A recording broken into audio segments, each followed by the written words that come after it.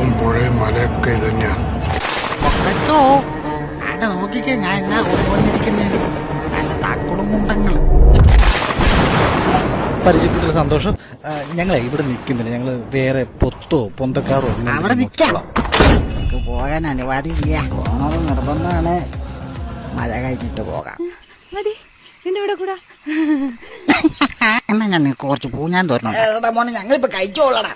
എടാ നമ്മുടെ അപ്പം കൂടെ പറിക്കാനുള്ള പരിപാടിയാണ് ഇവരുടെ. നമ്മളെ കഴിച്ചോ. ഇല്ല അവർക്ക് പറ്റില്ല.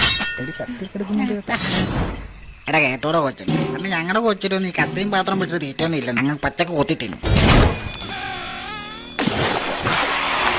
കൊക്കച്ചിന് ഇപ്പോഴും പഴയ ശീലമാണ് ഇഷ്ടം.